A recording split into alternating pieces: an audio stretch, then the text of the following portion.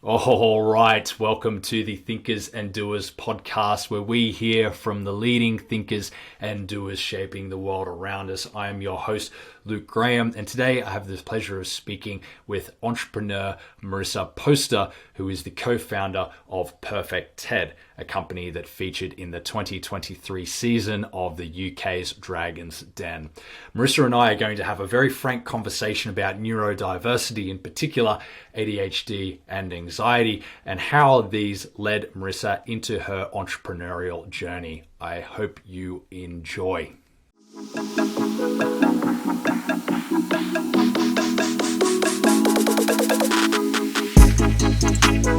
Marisa Poster, from debt origination analyst to matchapreneur. Tell me, what is Perfect TED and how did it come about?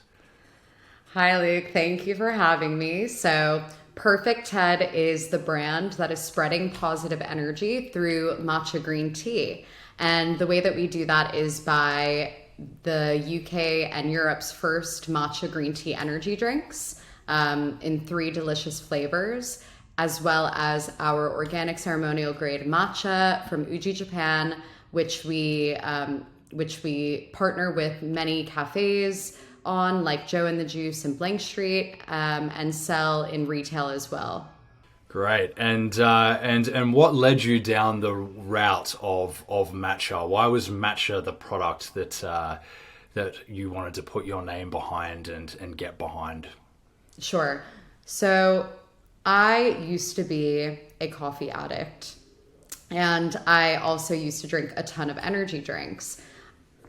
You could say that I probably have a caffeine addiction. I mean, to this day, I still drink so much caffeine, but matcha caffeine, so it's a bit different. But I'll get into that. Matcha was we'll get into that. Matcha was originally recommended to me by a friend who saw that I was really struggling with the kind of caffeine that I was getting from coffee and energy drinks. I have ADHD and anxiety, and I just found that the caffeine was really exacerbating my anxiety symptoms. And obviously with ADHD, it's already very difficult to focus. And so the caffeine was making me kind of jump out of my skin, and I just couldn't focus. I felt so distracted. I felt so foggy headed. And essentially a friend said, have you heard of matcha? It's a type of Japanese green tea that is super rich in caffeine. And I gave it a shot and I fell in love. And I just knew that this was the best way for someone to get caffeine, because it's essentially all of the benefits of caffeine. So the energy, as well as additional benefits like focus, reduced anxiety, loads of antioxidants and other nutrient properties, but without any of the negative side effects of caffeine. So say goodbye to jitters, crashes. Again, as I mentioned, it reduces anxiety. So it's kind of like, I guess, guilt-free caffeine, caffeine without the downside. Yeah, nice. It's almost the sorbet to ice cream, right? Exactly. That's a great analogy. I like that. I'll take commission on that suggestion, actually. So Perfect TED, very interesting business name. So I want to zoom into the inspiration behind matcha, of course. But before I go into that, what I did also want to check in with you on was the name Perfect TED, how it was that you came across your co-founders. I love the co-founder story. You and I know each other through one of your co-founders. How was it that you built the founding team and that you guys went from, say, matcha being something that you used to get through focus intensive tasks to it being this entrepreneurial venture? Absolutely. So I introduced matcha to my 2 co-founders many years ago when we were in college, soon after I first discovered it, because I became so obsessed. They did as well. And we, years later, eventually found ourselves all living together in London. And this was because one of my co-founders is my now fiance, Levi. And my other co-founder is his brother, Teddy, who is my best friend from college. We were all living in a house together in London. I had recently moved over from the States, and we spent a lot of time working from home, but we also tried to break it up with going to cafes. And I was very surprised by how few cafes were actually either serving matcha or how few were serving high quality matcha. In fact, all of the cafes that we would go to were serving incredibly low quality, very bitter, very grassy matcha. And some of it wasn't even real matcha. Often cafes will try to use green tea powder, which is not at all the same as matcha. It doesn't have the same nutrient properties. It doesn't have the same amount of caffeine. And they'll try to pass it off as matcha, but it's essentially fake. So we were very disappointed by this, of course. I felt like I couldn't find a good solution because I couldn't find matcha. So I looked to the natural energy space. Again, I couldn't find any drinks on the market that really resonated with me from a brand perspective. If you think about all of the energy drinks on the market, they're really hyper masculine, like Red Bull, Monster, Rockstar, Relentless. I mean, the list goes on. They're all very aggressive, extreme brands. And then I also looked from an ingredient and functionality perspective. They didn't offer the kind of caffeine that I can tolerate with my mental health conditions. So I just felt, matcha is obviously this superfood, wonderful ingredient that gives me the caffeine boost that I need without any of the side effects. Why not put it in a can? And my co-founders felt the same. So we felt there was a gap in the market and a really compelling opportunity to bring a product like this to market, because surely I and my co-founders were not the only ones who wanted caffeine without the downsides. Yes, absolutely. And I would have to say, with full transparency, not too often this happens necessarily in podcasts, that I am a happy customer of Perfect Ted, and I think I have been for a couple of years. So I must put that out to make sure that, no conflicts are there or perceived. I've actually, as we discussed just before we came live, got a couple of sachets just to the bottom left-hand side of me. So totally with you on that, but something really interesting there on the grade of matcha. So my introduction to this product involved navigating this and struggling to navigate through it as well. I was nowhere near the level of early adoption, say, that you were. But when I came into the market as a consumer, it was a bit more developed. Perfect Ted was in its early stages, as an example. How did you guys sort of identify then as far as where to sit in that hierarchy? Because matcha can be quite inaccessible at the crazy level of premium. And as you said, on the other end, it is effectively not matcha.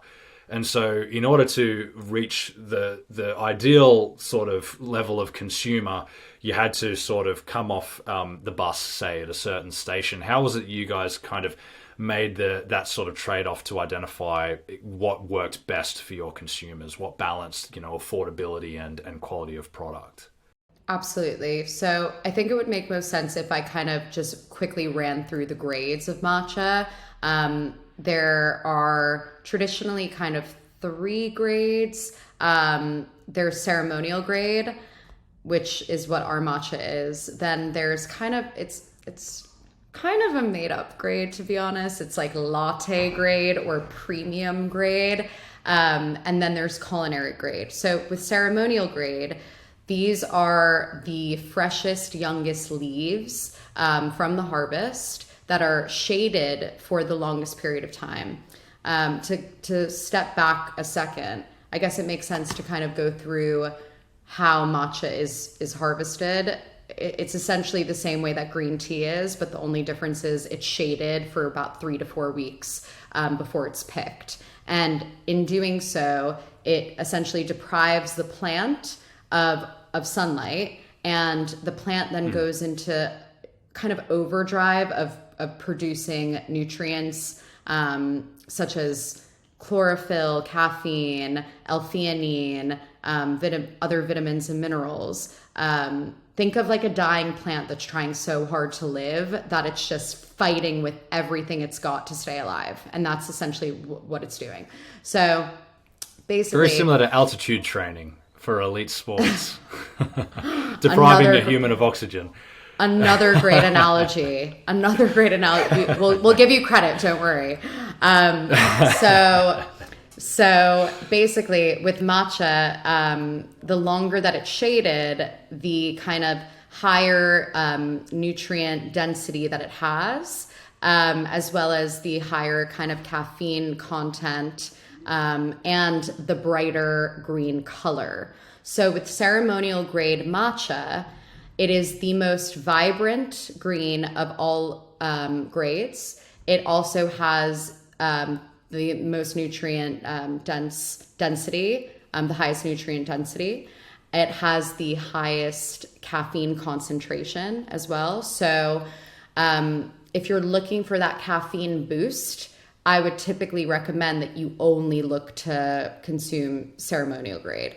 Then with latte grade, it's a tier down. So it might not be the freshest leaves. It might be shaded for a bit, I guess, less time.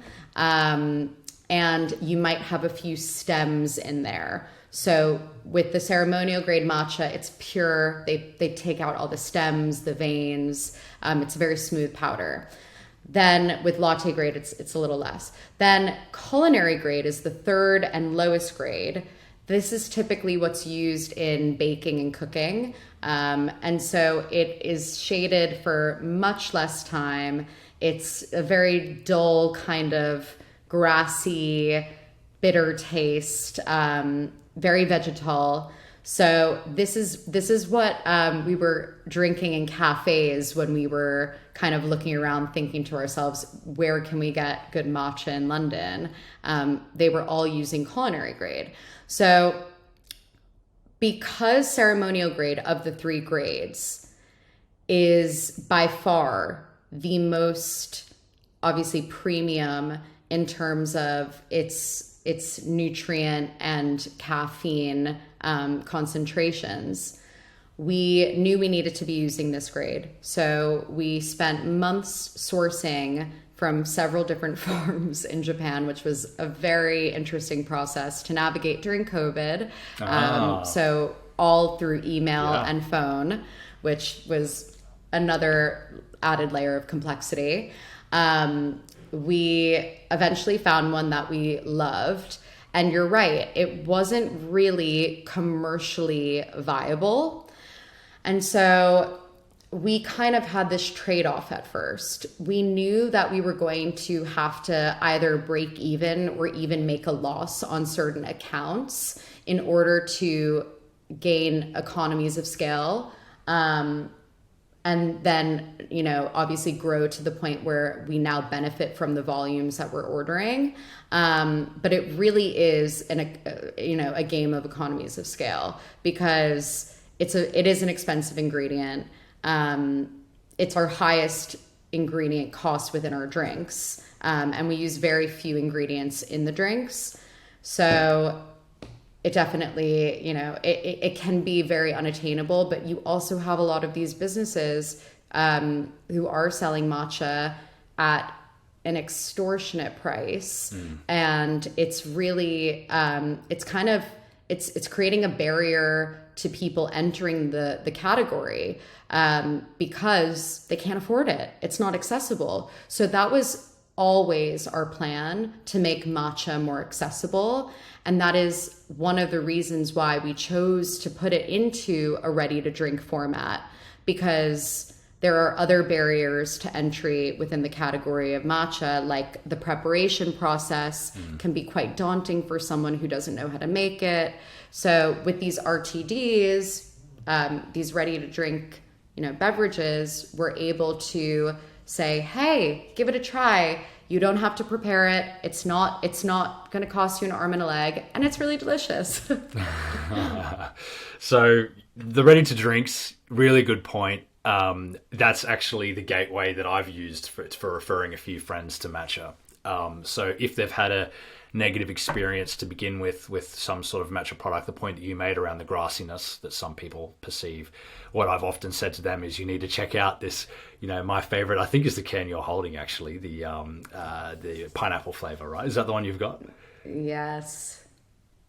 Yes. Yeah. I love my favorite is pineapple. I know your most favorite. So I think your most popular is the ginger one, right? I think that's the one that gets around the most at the moment. Apple raspberry. Ah, really? Okay, that's one that I see less often in the stores actually. So you guys you've made a really interesting point around economies of scale, and at this point I probably should acknowledge that you have a master's degree in this world, in innovation entrepreneurship, from Imperial College Business School, I believe. So you've very much got the sort of business frameworks and methodologies wrapped up inside your mind. And another one that I find quite interesting for you that I imagine was a hurdle to overcome for you and your team was this argument oftentimes in the entrepreneurial community that hardware is hard, say, and something that's even harder is say food and beverage. Food and beverage is known to be a pretty tough nut to crack. So not only did you start and build a company, but you did so in a notoriously difficult sector. So did you face that coming into this, a lot of, say, maybe naysaying, people saying, this is the worst idea, why don't you just do some sort of tech startup? Or, did you then have, as an example, with some of your earlier stage investors, obviously we'll talk about Dragon's Den in a little bit as well, any sort of pushback on this and no, this isn't going to work, and do you know how many energy drinks I've seen and all these sorts of things? What was that like? We definitely had that kind of feedback at first.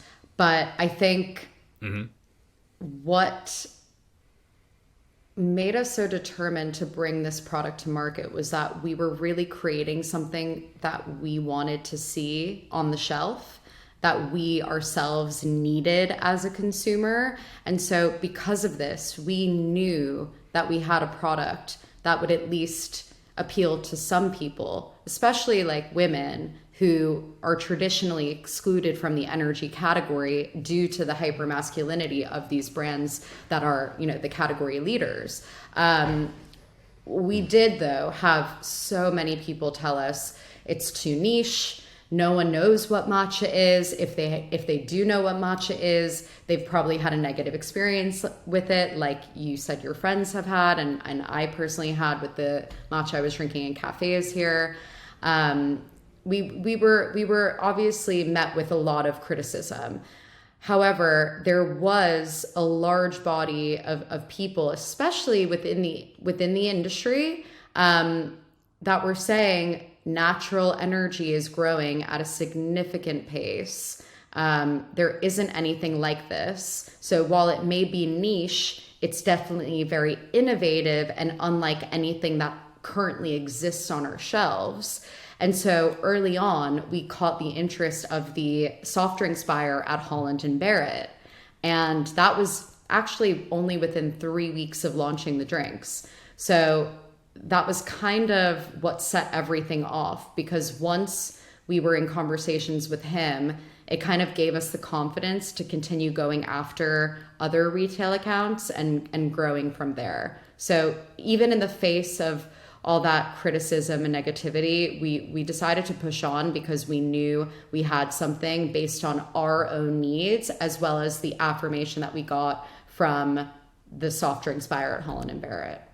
Yeah, right. And I think like something that obviously really sticks with me here, and it's funny, there's a little bit of a theme emerging because episode 2 of this podcast, like the concept of purpose, not wanting to get too sort of in the clouds, which a lot of people do with the concept of purpose, this like identifying the need and kind of having this North Star of like, well, I'm seeing this pain point, I've experienced it, I know other people are experiencing it, this is like a significant sort of gap in the market. That really valid point that you make around that all these other energy drinks excluding 50% of their addressable market, which, as a guy I hadn't thought of, and you make a very valid point of the fact that every single one I can think of now, of course, sponsoring, generally focusing on hyper masculine sports that they're sponsoring, showcasing dangerous acts and associating them with their drinks and those sorts of things. But if I'm to zoom in a little bit more then on this sort of purpose-driven element of it. You mentioned ADHD, you mentioned anxiety. That's pretty tough at balancing those two things, because ADHD requires oftentimes stimulation, right? And stimulation can cause anxiety. So there's a fascinating dynamic there, which of course coffee would have created a bit of trouble with, and that matcha for many people, even myself included, is a remedy for. What was that like for you then, going through? So you've spent quite a bit of time at university. You've been in white collar employment. You haven't shied away from, mentally intensive applications, right? In your adult life. That journey for you, this ADHD and saying anxiety as well, journey for you. When did that kind of when did discussions start being had around this possibility of ADHD being a factor for you, and how did you navigate that going through and into university and those sorts of things? Sure, it's so funny. The first thing that pops into my mind, because you say you haven't shied away from these very mentally kind of rigorous career paths, academic paths. And I'm thinking to myself, yeah, that's why my anxiety has been through the roof for the last 8 years. No joke. But we persevere, we get through it. I would say my symptoms probably started to reveal themselves at a very young age. And I have kind of an untraditional experience with psychiatry, psychology, whatever you want to call it.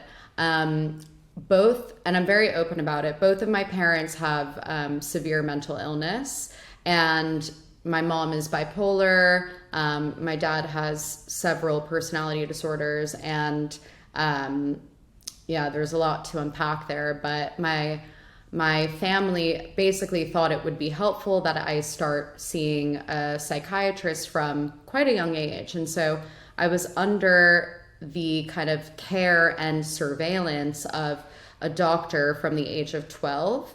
And so who I would see about anywhere from 2 to 4 times a month. So very frequently.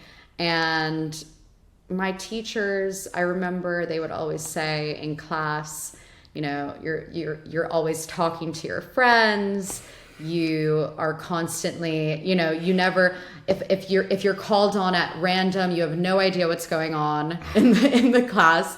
But weirdly enough, I would always get through. I would still perform pretty well. I would cram at the last minute to study for exams. I really traditionally just couldn't focus, but I had other symptoms as well. Like my motivation would really fluctuate. I had no understanding of time management.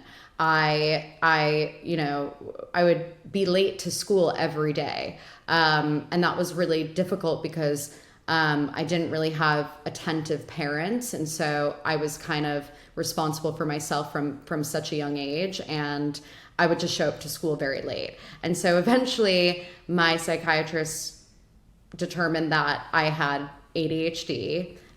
She could tell for quite a while, but she felt that it eventually needed some sort of medical intervention. And she recommended I start taking medication, which I did. And I continue to this day when I need to. But obviously matcha helps, of course, as it has with you. And I think that there is a massive stigma around the medication piece, but I can kind of come back to that because it's unfortunate for the ADHD community. But it is what it is. Anyways, I think I have always been quite ambitious, which has been really in conflict with my ADHD and my anxiety, because on the one hand, I'm this. Yeah,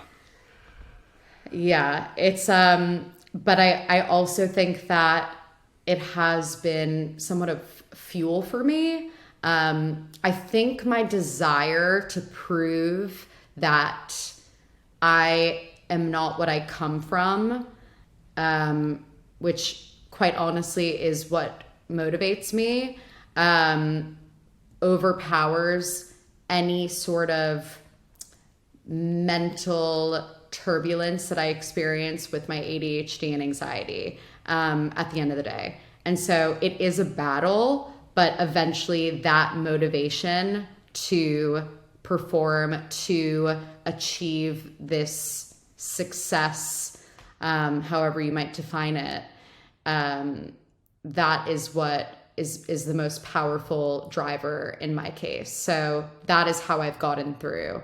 But it hasn't, it's come at a cost for sure. I guess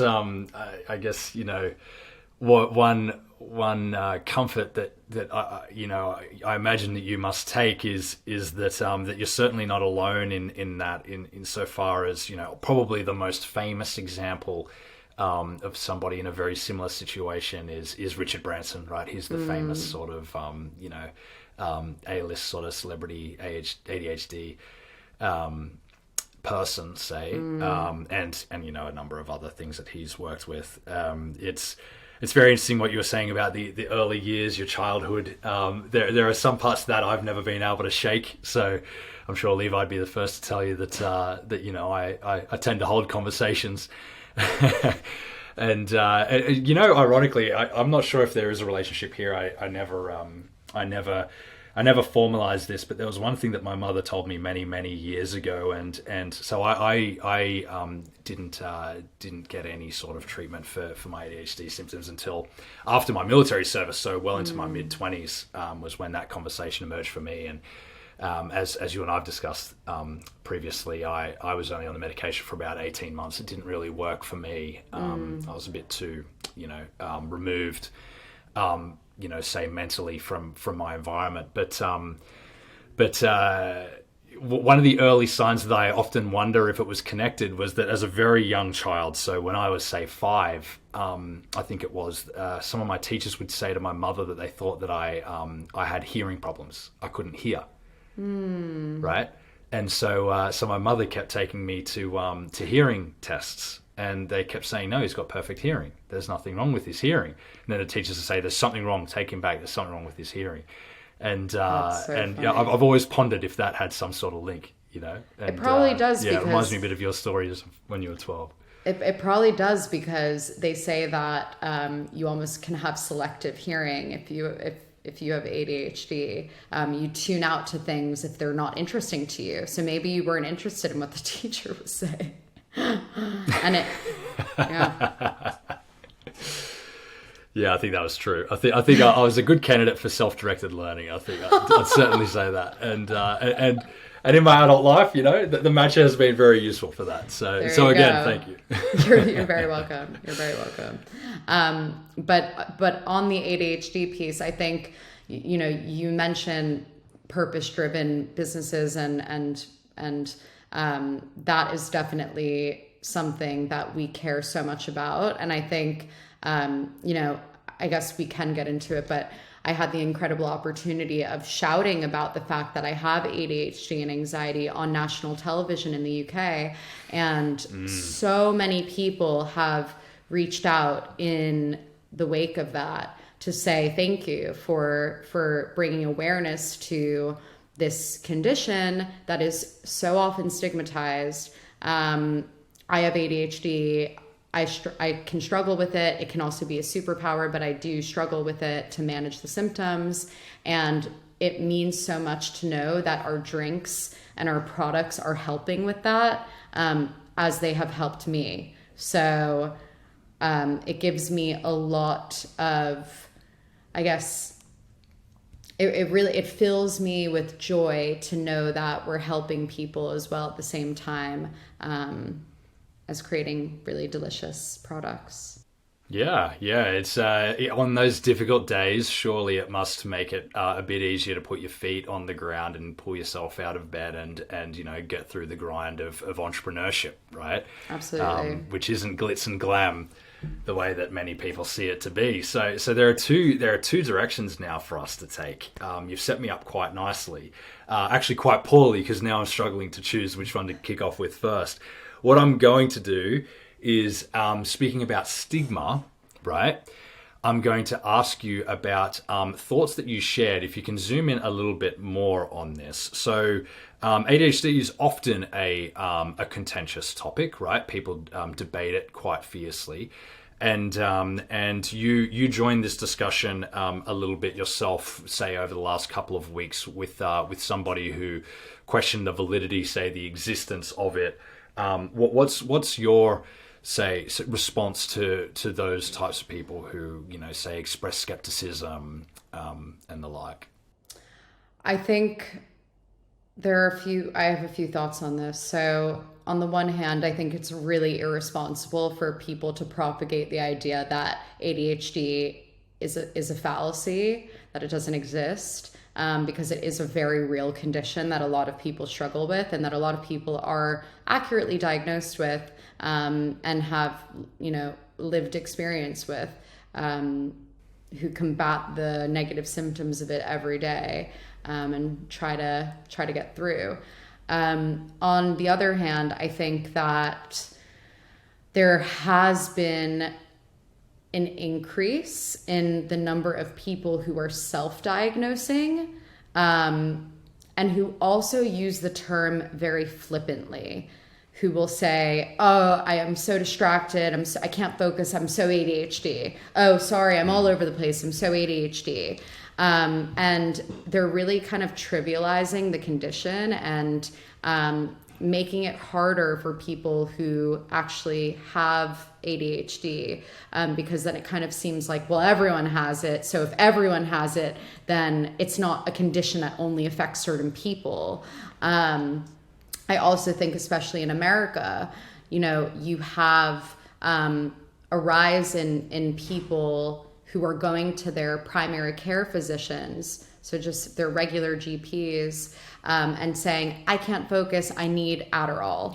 Yeah. And again, self-diagnosing. A lot of college students are doing this so that they can use these drugs to enhance performance when they don't actually need the medication.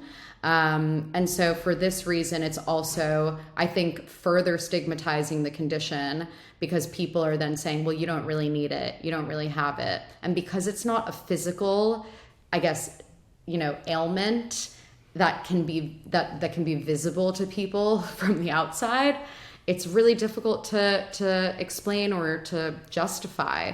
But I think by questioning its validity, you're doing so much harm, and you're causing so much emotional turmoil to the people who do have this condition. The reason I spoke out on this topic a few weeks back on LinkedIn against this article that was questioning its validity was because we got an Instagram DM from one of our customers who has ADHD and was really, really worked up, almost seemed like he was so just despondent with life because of it. He was like, I don't want to have to keep explaining myself. I'm so tired of this. And I was almost a little scared, because for people who suffer with this condition and to be denied their lived experience, it can cause devastating effects.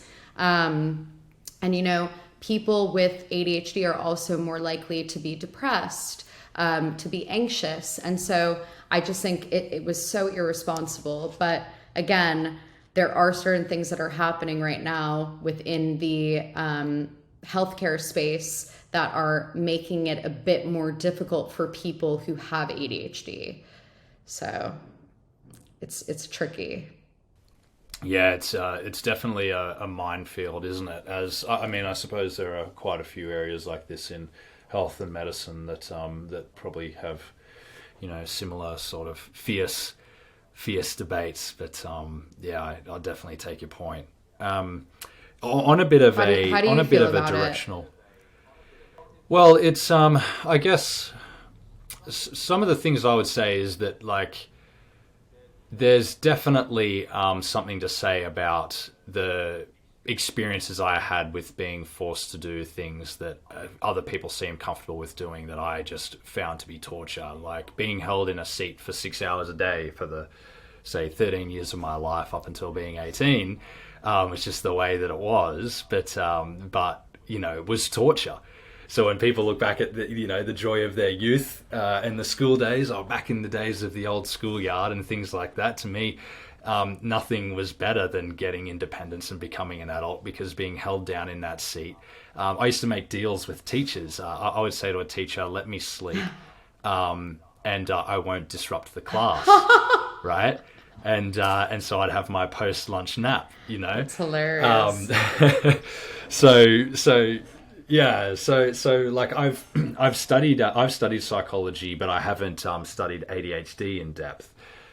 So I've really got, say, an above average knowledge of neuroscience on the basis of my academic education, and what you've quite rightly pointed out is lived experience. And I guess the unique personality characteristics for me that have kind of accompanied some of those symptoms, which to me I've actually found in some ways obviously to be disadvantageous. The hyperactivity element for me was significant for a big part of my life. Even now, I'm in my mid-30s, right? I still can't sit still for too long, but impulsive. I've found that element of it has been quite helpful. And the attention side of it, I've actually found to be very advantageous for me. And the reason that that's the case, before you and I caught up today, I was saying to you, I was moderating a panel discussion over at London Business School, and a part of my career has involved education and public speaking. And I think the reason that I ended up in that space was because I went through so much torture of what it's like to speak to someone like me for 6 hours a day or whatever. And I would say what that then taught me was, okay, how do I do my best to keep my audience as stimulated as possible at all times so they can absorb as much information as possible? And so that's been my way of kind of, I guess, dealing with these symptoms that I've had in my life, trying to put them to good use, I guess in a different way, but with a similar sort of attitude and mindset as what you've done with Perfect Ted, actually. So I'm not sure if I danced around that question, but No, I thought you. But yeah, I guess that would be. Yeah, that's kind of my experience of it, is that, fortunately it's something that in my case, I would say compared to some other people I've met, I've had quite minor. Some people literally can't, really struggle to kind of function in say, general society. Like they have a lot of trouble, they need a lot of medication, things like that. I've managed with a few serious lifestyle shifts and things like that to be able to keep it relatively under control. But yeah, I'm trying to exploit the attributes of it more than anything else. Yeah, I get that. What do you think? I think it's really amazing that you've been able to find something that you love that actually, can work with your ADHD as opposed to, I guess, make it worse. I think in my case, it's kind of going back to what I was saying of I'm really ambitious. But there are a lot of things that I have done in my past, like for instance, with debt origination. While I really enjoyed it and I found it to be super interesting because it was debt origination for a large real estate private equity shop, and we were looking at incredible deals, some of the most, the sexiest buildings in New York City, and so on.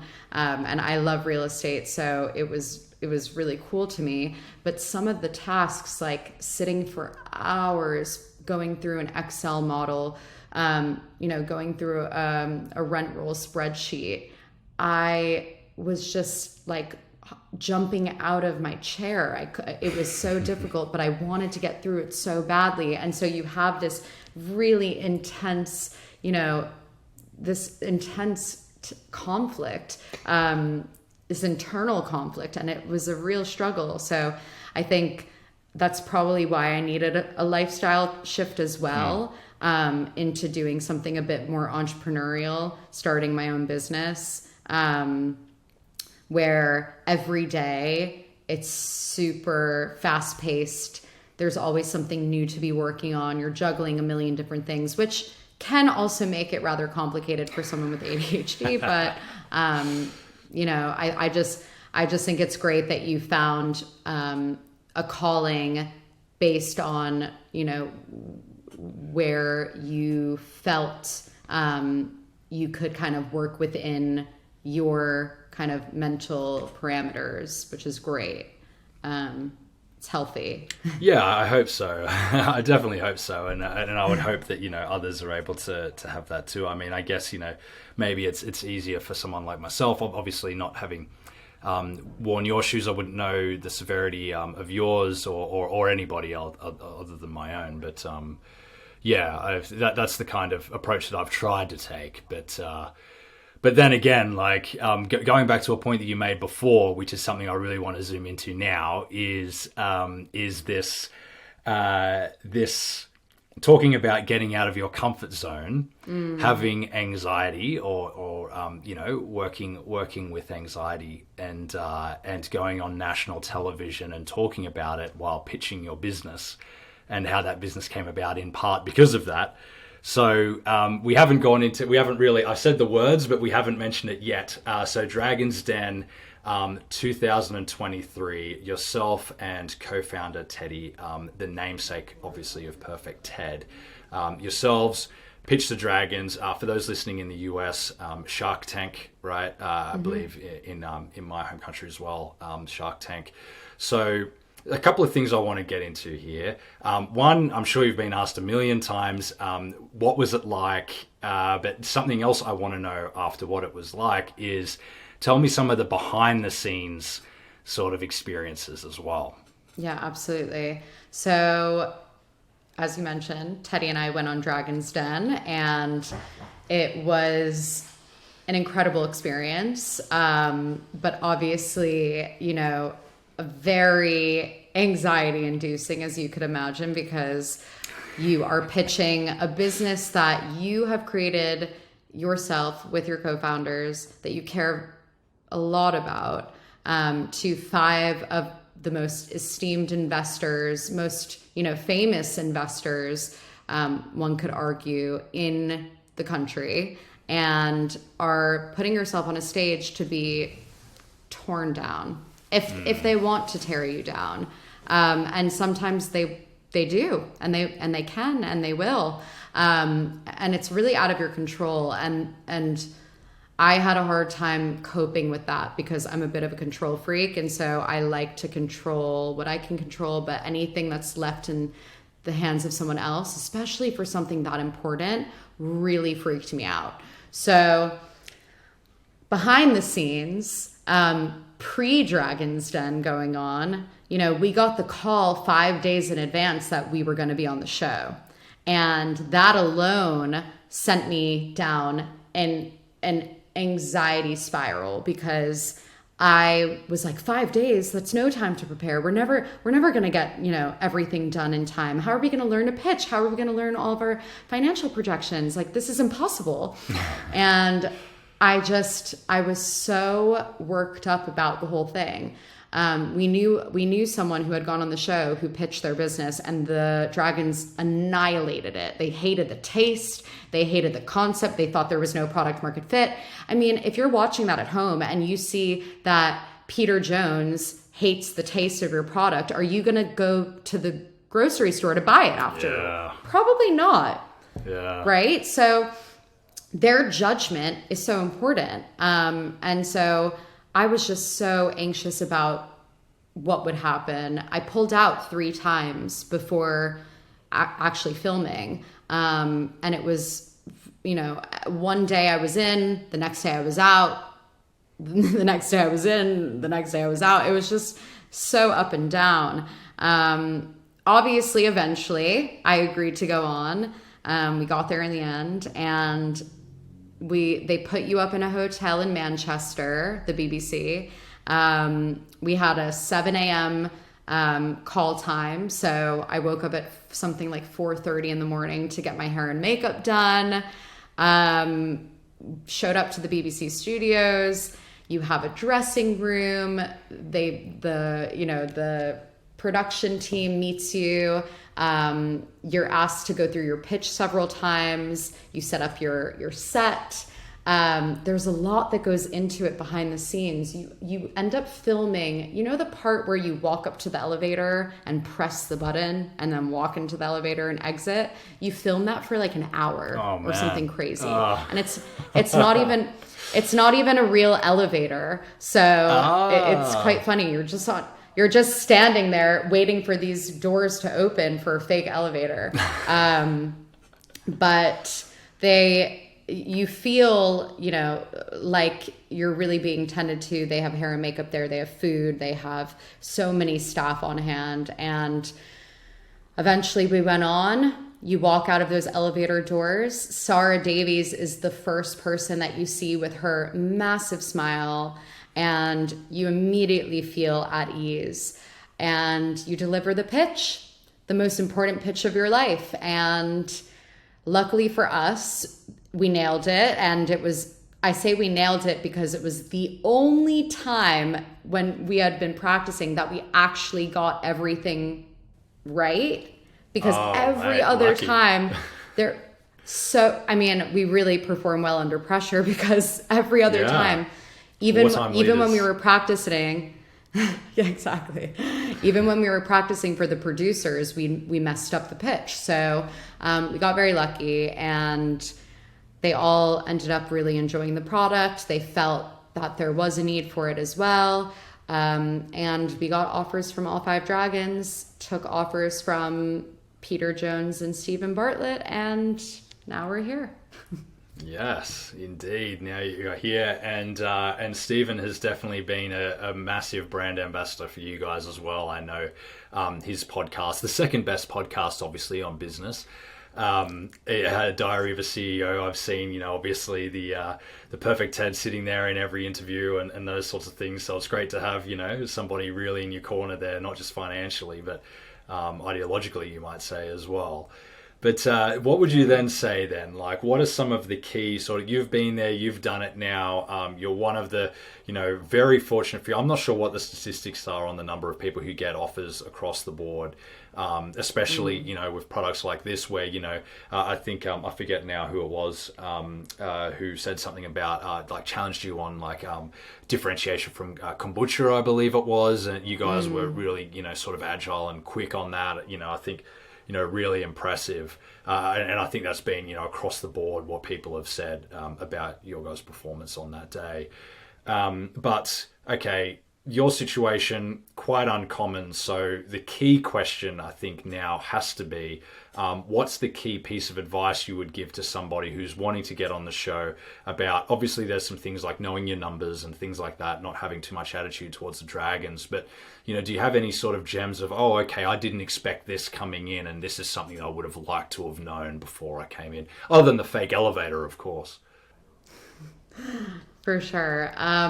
Well, I think one thing that we hadn't thought about beforehand, because we were so focused on memorizing our numbers, and again, we only had 5 days to do it, so I think it was a rather kind of rare exception. I believe you're usually given much more time than that, but I think Teddy and I would have probably used it more as a an opportunity to make good TV. You know, we were in there for an hour and a half, and we were really just fielding questions. And I think Teddy had a few funny one-liners.